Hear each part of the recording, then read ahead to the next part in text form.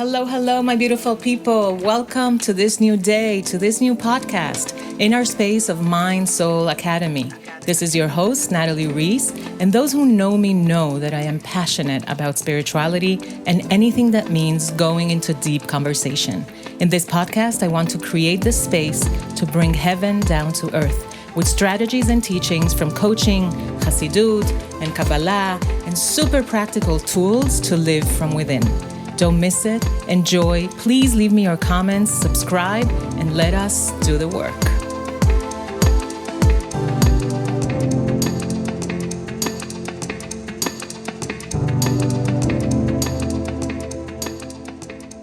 Hello. Welcome to our first episode of this podcast in English of Mind Soul Academy. Oh my gosh, I'm so excited. I can't even begin telling you how many years I've been dreaming of the day that I'm going to start doing everything I do in English also. I've been doing for 8 years a podcast in Spanish, and it has been actually a big success. It was a podcast, more of a recording through WhatsApp and, a broadcast group, everything very simple, everything very innocent, everything very much from the heart, wanting to offer and give you what I have, what I learn. I teach the way I like to learn.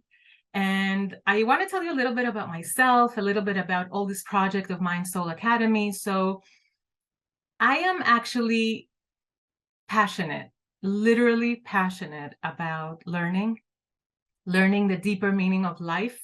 I study and teach Kabbalah for over 20 years. I am a big promoter of actually going deep through your mind. And I want to teach you. I want to share with you. I want us to be together in this journey of really questioning and finding answers and doing the thing I love the most, which is getting those aha moments that actually can change your life and can change your perception of life and go through your mind, like question, go deep, don't be afraid, and really find your way through your mind to your soul. Because one of my slogans is that when you really cultivate your mind, you can make your soul shine. And just to be more acquainted with the terms, because terminology is a big thing, I think that we have to understand that we live in an era where, as opposed to when I was very young, that I was definitely full of questions, but I had no one to ask, and I didn't know what to ask or where to get the answers. We live in an era that we can ask, we can find stuff, we can really go into courses and buy books and get mentors and teachers and coaches. And I'm one of them. I help a lot of people. I teach a lot of people. I learn from people. I have my own coach. I have my own group of mentors that I really hold in very high esteem. So we live in an era where it's possible. So my idea, my intention with this space is to be that person that maybe you can go for reference, or if you want to stay in touch with me and ask me more questions. And it would be such an honor for me, because really, I don't think it would be fair that whatever I learn, I keep for myself. So I really want to share it with you. I want you to be open and create that vessel in order for you to receive that wisdom, that understanding, that clarity about your own life, about life in general, about our bodies, our souls, our minds. And that's one of the reasons I called my baby, or my project, Mind Soul Academy. First of all, because it's through the mind that we reach our soul, like I've already said, and also Academy because we're going to learn. I'm going to teach you, I'm going to go into deep stuff, but also I'm going to keep it real. I don't believe in just, gathering information and being very wise in terms of, books and matter, like, just to get material in your brain, but actually how to actualize it in your life, how to integrate it in your life. That is my main thing. That is how I live, and that's how I want to create this possibility for you too. So To begin, and first things first, today is the beginning of something, not only the beginning of this new podcast, it's also the beginning of a new month. In Kabbalah, one of the beliefs is that the new month offers a whole lot of channels to connect to yourself, to the world, and to our Creator. So this new month has something even more special than any other month. Why? Every month in Hebrew, the word month, it's called Chodesh. In Hebrew also, we take the root of each word and we break it, or we extract it in order to understand what is this month all about. In the word Chodesh, which means month, if we take the root, is a 3-letter word that says Chadash, which is new, meaning every month brings a newness, a new beginning, a new opportunity, new channels, something we can actually activate and tap into in order to receive a new energy. And this specific month, it's the month of Adar. It's actually a month that we call the month of happiness. Each month has a specific connotation, a specific holiday that follows it, a specific energy that comes with it. And the month of Adar, it says that the moment you reach Adar, you have to increase in happiness. Now, happiness is a big thing, and that's what I want to talk about in this podcast, because that is a thing that is so controversial and so spoken about. And there is this hype of like being high and being happy, and happiness is the thing, and we have to be happy and happy and happy. And it's kind of like, it has become a little bit of a annoying thing. Like, well, I'm not happy, so allow me not to be happy as well. But that's why one of the things that it says in the Talmud is that the definition or the understanding of terminology is actually the beginning of wisdom. Why? Because we say happy, happy, happy, and we throw it around as if it's something so simple. Well, it is simple. It has that duality. It is very simple, but it's also something that we have to learn how to do. Happiness, my beautiful people, I want to break it to you. It's not a feeling. Happiness is a state of mind. Yes, a state of mind. What do I mean by that? So they say you have to be happy, right? Be happy, be happy. Oh, be happy, not feel happy. You don't hear so often, oh, do you feel happy? They say, are you happy? It's a state. It's a state that you're in. You are in a state of happiness, and not necessarily you feel happy. And that's what made me, think so many things about the theme I want to start my podcast with, and why starting with this. So first of all, let me tell you that as a human being, as a mother, as a wife, as a woman, I struggle like everyone struggles. Sometimes I struggle, I think, a lot more. We all think like that when we struggle, we are the only ones struggling and no one understands us. But seriously, sometimes I have struggles that I really don't know how I'm gonna, go through or really pass the test, as we say. And right now, it's that kind of situation. I'm not in the best time of my life. I'm not gonna go into details right now, but I'm working through it, and I'm working with it, and I'm working in myself and through myself. I'm letting it really go through me. And I'm actually investigating. I'm really tapping into that place of curiosity, of knowing, why am I feeling like this? What is it that I'm feeling?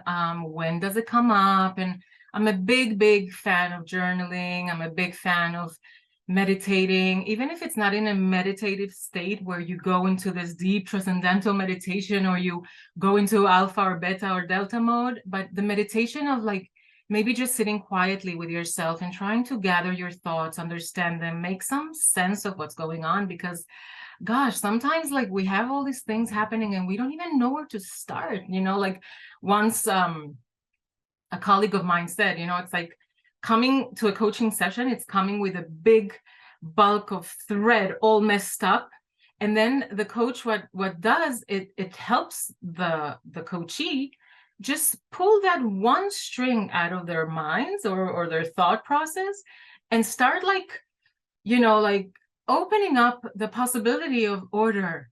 It's just a possibility of order. And I want to say that although, yes, these are normal states and some people have it harder, or at least we think they have it harder, or we think we have it harder. And I know life can throw at you a lot of things. I want to say that happiness, that famous happiness we talk about, that it's not, like some people may think that it's overrated, like, oh, happy, be happy, only be happy because I'm happy, the song and everything. Like, it could be even annoying for people who are feeling overwhelmed or feeling sad or feeling, like they're losing their minds, like literally. I want to say that for all of you, for all of us struggling, the fact that you can be happy regardless of what you're going through, and although you're going through what you're going through, you still can be happy, those were very big news for me. And that's why I want to share it with you. I want to share it from my personal perspective. I want to share it from the Kabbalah perspective. And I want to share it from the metaphysical or, neuroscientific perspective, because a lot of times we don't really know how to, reconcile those two extremes. Like, wait, I have to be happy all the time. That in itself can make you lose your mind, because you don't have to be happy, but know that you can be happy regardless of what you're going through, regardless of how messy you are and how much your life is a mess and a chaos, and you're going through things and you're having struggles and finances and with your intimacy or your children or your boss or your whatever it is that you're going through. Know that you can still raise above that situation and be happy. How? So let us understand a little bit about happiness. So happiness has this tricky thing, because we think, right, that being happy means I'm always singing, I'm smiling, I'm full of zest for life, I'm all pumped up. We think that that's a happy person. So much so that when we see a happy person like that, we can even get intimidated, like, oh my gosh, like what's like, is something wrong with me, or what did this guy smoke, or what did they take? Because like I'm going through all these terrible things and I feel so low and so down, and here this person's like, oh, they're so lucky, or oh, they're just immature, or oh, maybe their life is easier, right? Like we love to judge and to put into boxes and put them stickers, and with a Sharpie write what kind of category they fit in, But one of the things the Kabbalah teaches is that happiness is possible for every single person, because happiness is the natural state of being. Ta-da! Big news, right? Happiness is the natural state of being. What do I mean by that? Okay. When we were born, we were little babies, perfectly fine. The world was beautiful. We started to breathe. We started to see light. We started to develop. We had hopefully loving parents, loving siblings, or an environment that nurtured and, provided all our needs. But even if not, a child naturally is happy, because a child feels connected. A child feels in its essence. There's no dirt. There's no prejudice. There's no judgment. There's no insecurity. A child is perfectly in its essence, shining. That's why when you see a child, you cannot help but smile, because a child has this capacity to make you forget for a second how hard life can be, and remind you of what? Of innocence, of curiosity, of that place that's natural in you, the place of connection, Okay, so a child can be very selfish. And of course, a child is happy, you may say, because a child is only getting. It doesn't have to give. It doesn't have to pay bills. It doesn't have to do anything. Fine. Fine, you can say that. But let's look at the child as a soul, as a little teeny perfect body that carries a soul that is coming here to begin a journey. And that happiness, that discovery, that excitement about everything, the light in the eyes when they discover for the first time a tree or a bird or a cow, and the first time when they taste something, how they're like really savoring it, and the first time they say a word, how everyone gets excited, or when they give their first step, or when the first tooth comes out. Okay, so it comes with pain here and there, but basically a child teaches us that this is our natural state. So to begin with, let me tell you and share with you that this month actually brings the good news that we have the possibility to connect to our innocence and our curiosity that is innate to us. It's natural to us. And that's something that we must really we must take into consideration, because in any state of change, in any state of becoming, of transitioning, of transforming, of growth, you need a certain kind of innocence. And innocence can be also understood as faith. Faith that my life has a purpose. The same faith that that child has, that when he cries or she cries, they're going to be fed and they're going to be held and they're going to be changed, because that's who they know they are, that they deserve the goodness, they deserve the love, regardless if they're going to get it or not. They are waiting for it. And that is what we have to tap into that innocence, that if we're here, it's because our life has a purpose and we're going to be provided for and everything is going to work out. And I know it's not easy. Or maybe it is easy. It's just not simple. Or maybe it's simple, but it's not easy, however you want to take it. It's a process. It's a process of cognition, understanding, recognizing that, okay, I'm more than just my problems.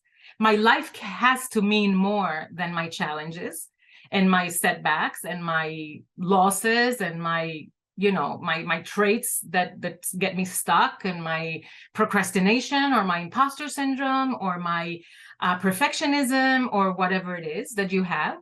It has to be more than that. And that takes an innocence to dare to believe, just like the child. Yeah. In this month also, interesting, the month is called Adar, and it has like a slogan. The month starts with a slogan that the moment Adar comes, you must increase in joy. Joy in Hebrew is simcha. Simcha, it's like 4-letter word that when you turn it around, besimcha, in happiness, you must increase in happiness, besimcha. If you turn it around, it's machshava, it's thought. Wow.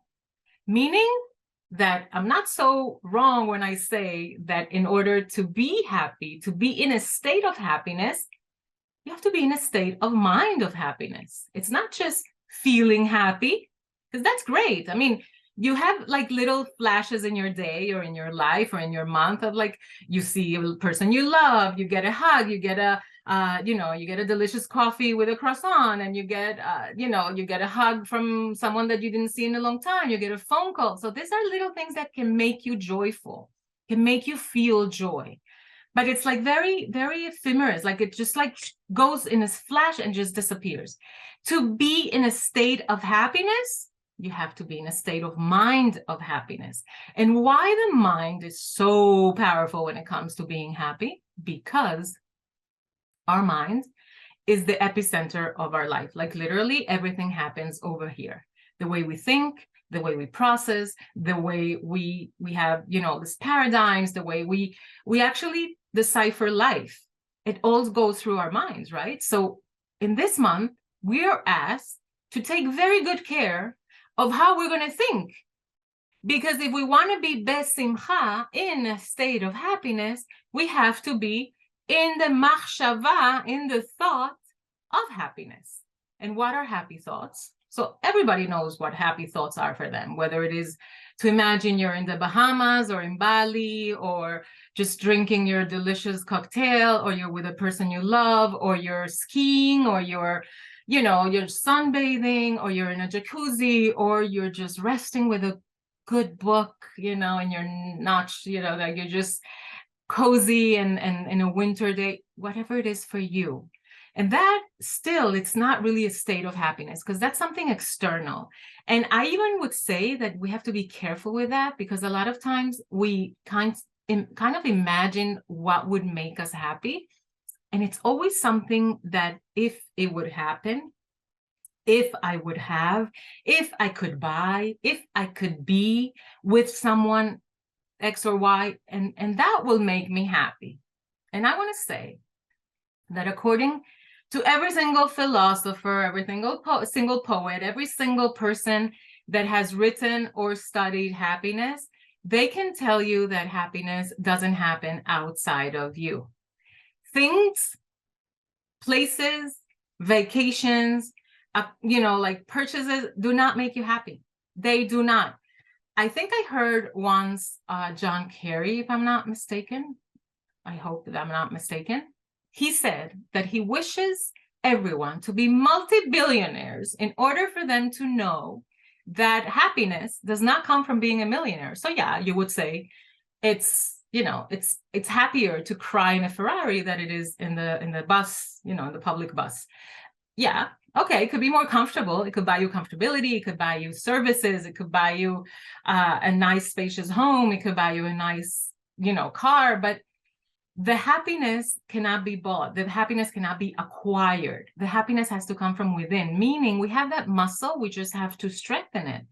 And also we have to break the myth that in order to be happy or to be in a state of happiness, we have to always hold the excitement, and we have to always smile, and we have to always be like jumpy and all positive. Like we can't talk negative, and we can't get upset, and we can't be sad, because you're happy. You have to be happy, so you can't be anything else. And no, it's not mutually exclusive.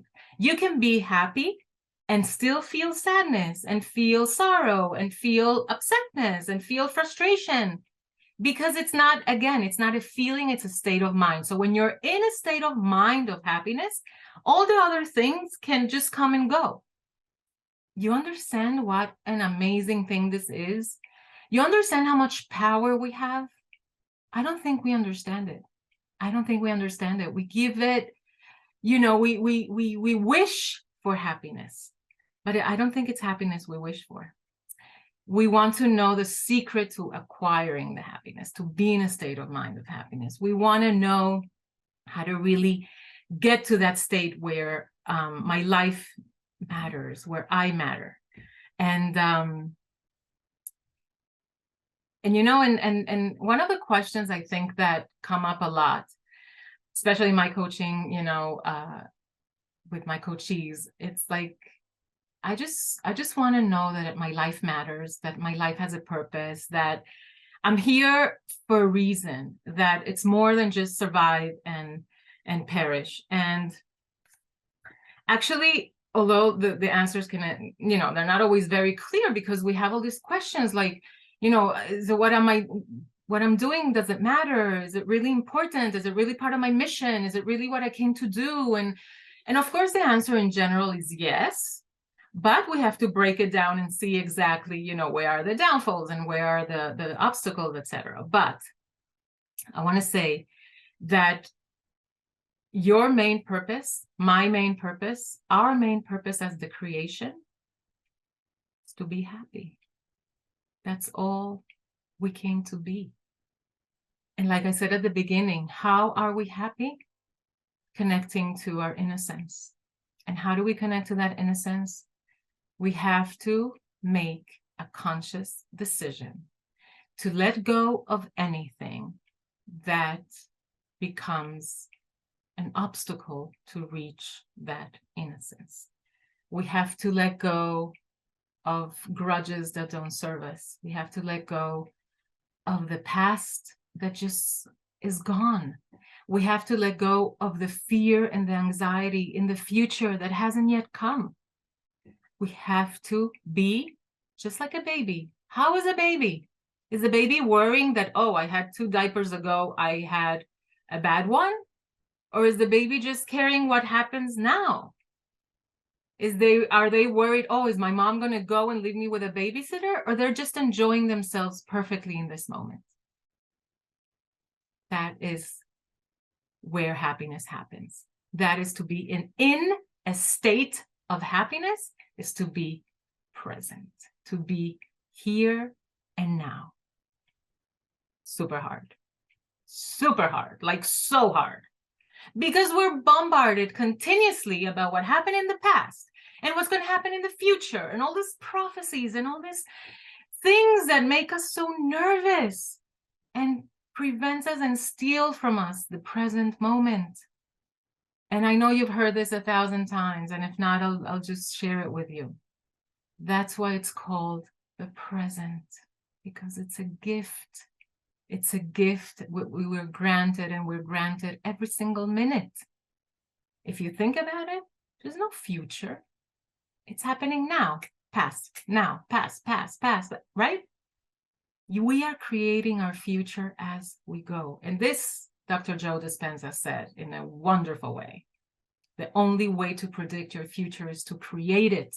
And how do you create it? In the present. You can't create it in the past. You have to create it in the present. And how do you create a state?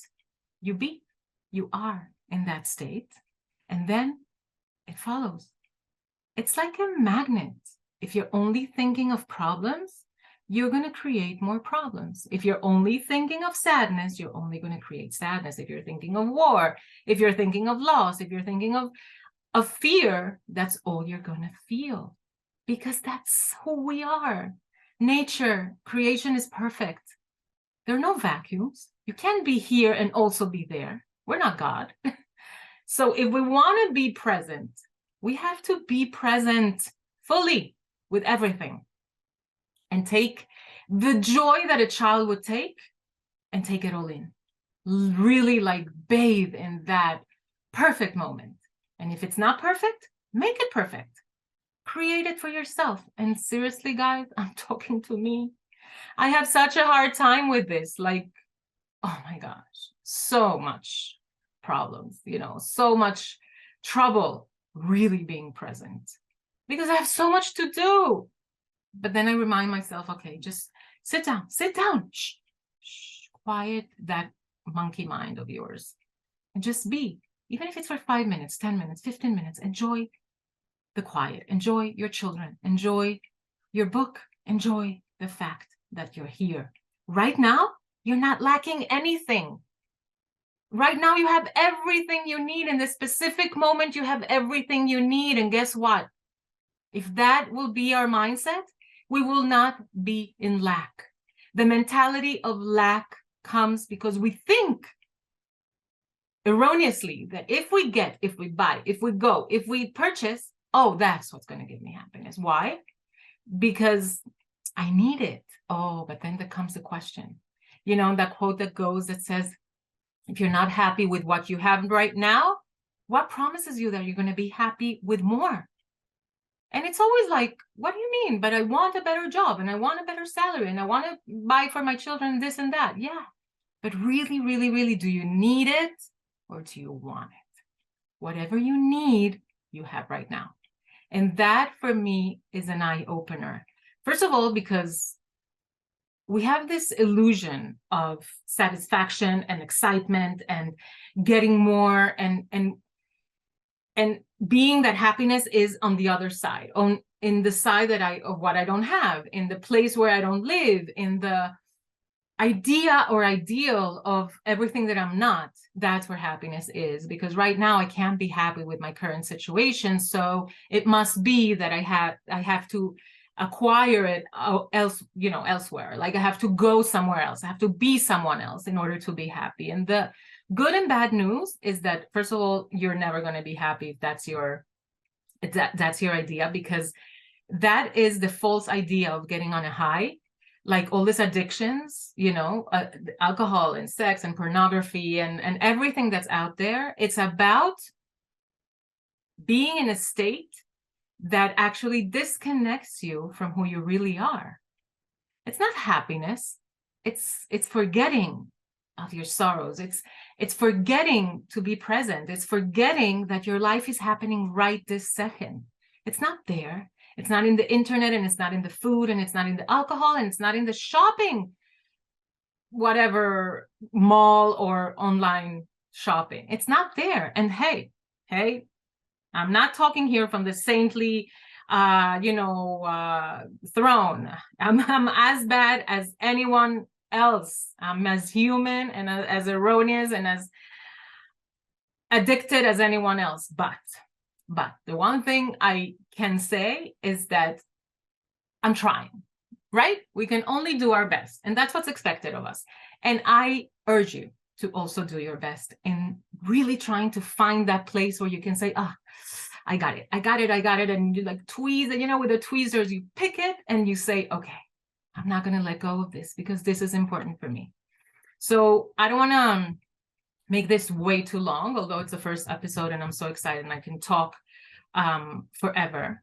But I do want to talk about like practical, because I said I teach and I can give you concepts and I can talk to you about many philosophical things and thoughts that go in my mind, but I want to get, in Hebrew we say tachlis. We want to go to the bottom of it, and we want to, and actually this space is going to be about real conversations also. We're going to talk about everything that happens in life, especially in the women's life, and we're going to talk about women's issues and family and intimacy and children and putting up with so many things that are happening. But right now, I think the happiness is a good place to start, because I want to leave you with food for thought. And I think it could be really wonderful. So I want to teach you how to get high on your natural self.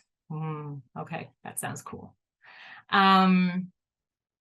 So like I said before, we have to understand that every human on this earth was born and created in order to live a full, satisfying, happy life. Do you get it? You were born to be in a state of happiness. So when you know that's your natural state, when you are all confused and messed up and you want to reach the place of homeostasis and really get into that place that, that quiet, that peace, that place that says, I'm relaxed, know that your relaxed state, your natural state is happy. And when we remember this every moment of our lives, I think we become more aware and we become more conscious, and we can reach out to it in a better way. Okay? We deserve to be happy. Do you hear me? You deserve to be happy.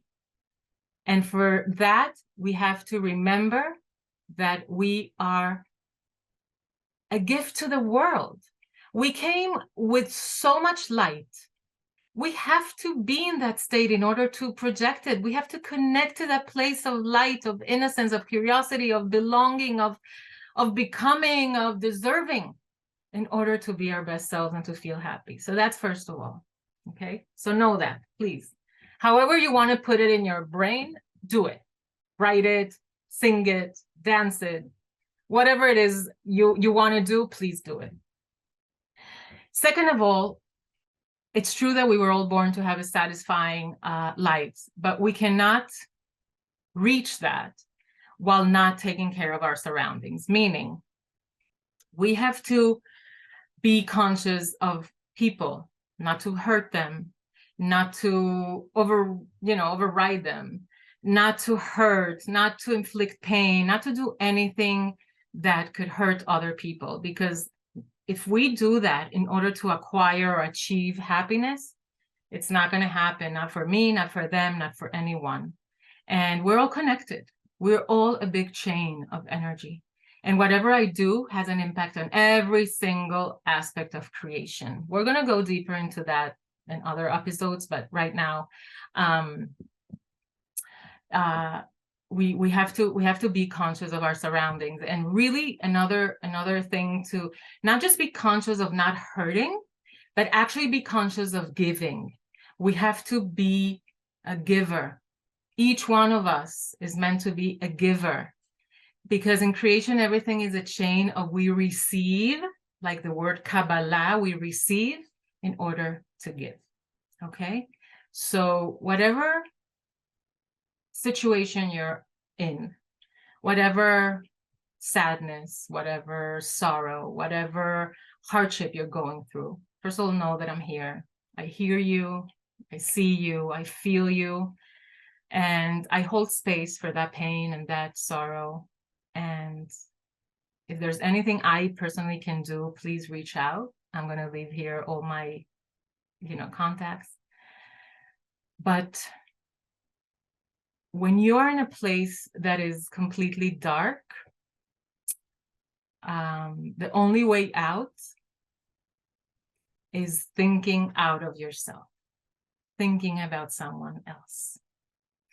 And I know it's hard to grasp, but I can tell you, one time I was giving a talk, and it was a beautiful, intimate, feminine energy circle. It wasn't so intimate. We were over 80 women, but we were sharing, and we were learning, and we were going into deep conversations. And one of the ladies stood up, brave. She stood up and she said that she had lost her husband 2 years prior to that meeting, and her life ended. She wasn't traveling anymore, and she wasn't meeting with the friends. And she said, it almost feels like I wasn't living my own life, like I was living a couple's life. And when he passed away, all of a sudden my life was gone. And seriously, out of deep love and empathy, I told her that I'm sure, and this is something I really believe, I'm sure that you're not alone in this pain and in this loneliness and in this big question mark of what is my life right now.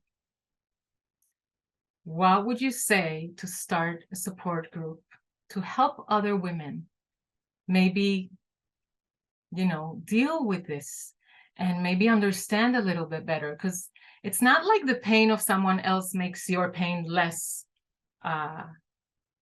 hard or less painful, redundantly, but it kind of like gives you perspective that loneliness you're feeling is not so much a real thing. Like it's that little inclination we have to say, oh, you're alone, it's only you're getting the worst of life, and probably God has it on you, and all this kind of self-inflicting pain that we do. So she called me like 6 months later, and she told me, Natalie, the best thing you said in that gathering was for me to reach out. First of all, I think it saved my mental health. But now, all of a sudden, it's like I realized that I went through that loss and pain, and this is personal. That's what she said. This is not, doesn't apply for everyone. But she said that pain she went through made her realize that it was in order for her to be able to help other people. So not always, but most of the times, when we are going through a hard time and we cannot get out of that rut, and we feel we're losing ourselves in that pain or that that overwhelming state, the only way to pull that string, remember that like thread that it's all enmeshed and like in our brains, the only way to pull that first thread is maybe reaching out to someone else, or doing something for someone else, or giving of your service or your wisdom or your time or your money or whatever it is that you have left in that moment. Try and think of another person. Try and think of giving it over. And you'd be surprised. I'd love to hear your comments on that. Okay. And number 3,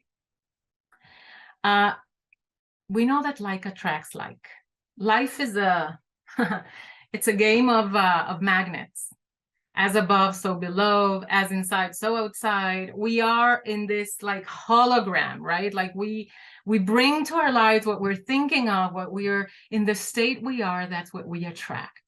So when we are in a circle that has a positive attitude, that is optimistic, that looks forward to things, that has this encouraging vibe, chances are you won't be able to be in a state of sadness or sorrow. Why? First of all, you may feel embarrassed, like, oh my gosh, everybody here is so happy. Like, what? I'm going to start bringing all my problems. Could be. But also because that's your natural state, remember? That's how you want to be.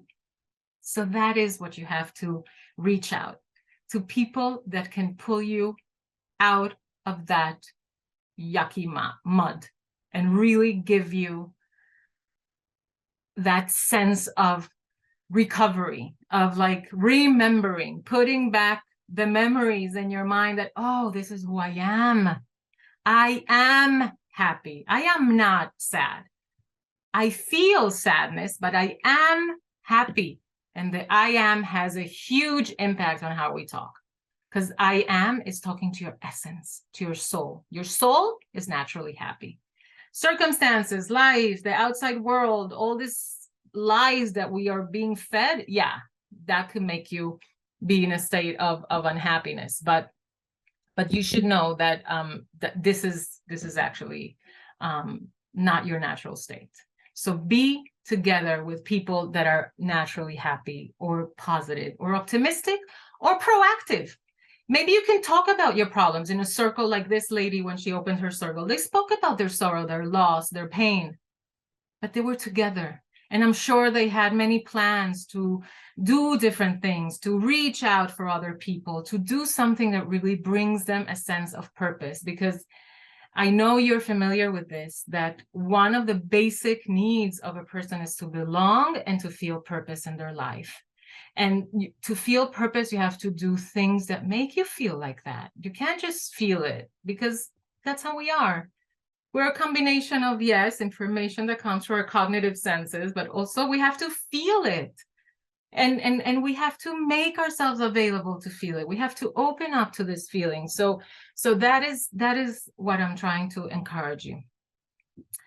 And number 4, and I think this will be the last, is that some people are just like waiting to be happy. Do you know such people?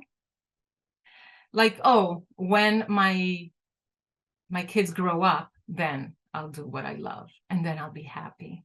Or when I move into the suburbs, oh, sure, that's when I'm going to be happy. Or when I remodel the kitchen, oh, I've been waiting for so long to remodel my kitchen, for sure I'll be happy then. Oh, when my child graduates from high school and then he goes off to college and I'm alone, that's when I'm going to be happy. Or when my husband changes, or when I lose 50 pounds, or when I reach my goal, to earn $1 million a year, or when whatever you feel the blank.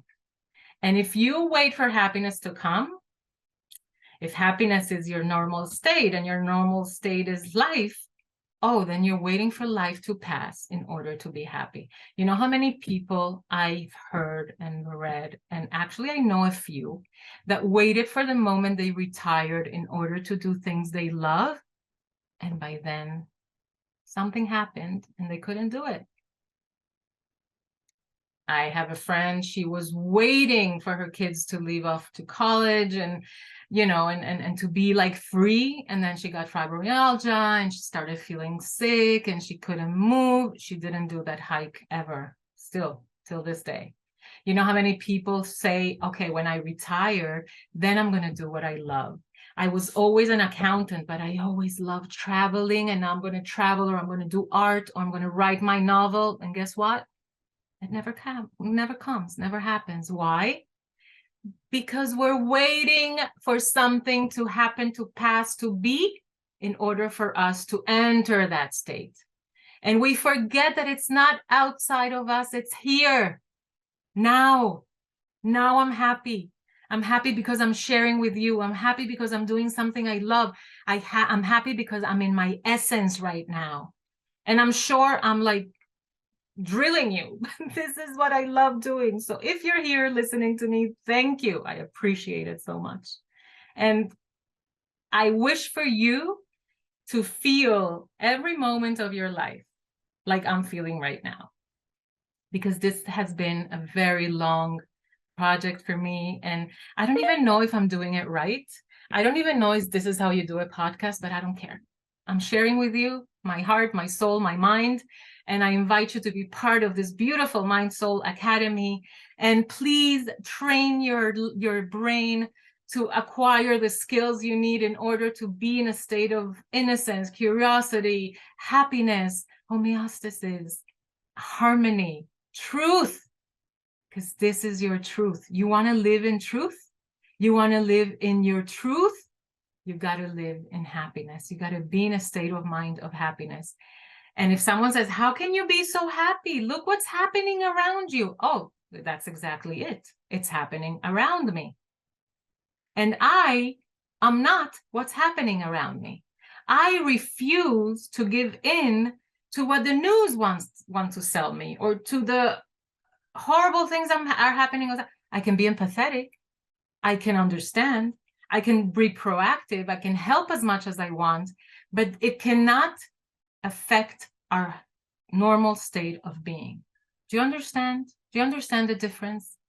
If you let situations outside of yourself decide how you're going to feel, you're always going to be a slave and never feel it for yourself, because you're going to always need like confirmation. Okay, now this can make you happy. You go to a party. Oh, now you can be happy. You go to a funeral. Oh, no, you have to be sad. Oh, and now you lost someone. Okay, da, da, da. And this is how we go. And no, remember what I said at the beginning. It's not mutually exclusive. You can be happy and feel other feelings, but happiness is a state of being. So my wish for you, besides having a great new month, then may you tap into all the new channels and all this amazing energy that's coming down. May you always remember who you are, which is happy, and just shine that light, please. Thank you so, so much. I love you all. I'll remind you to subscribe and to leave me your comments and to tell me what do you think about this episode, and I'd love to hear from you. All the best. Love you guys. Bye.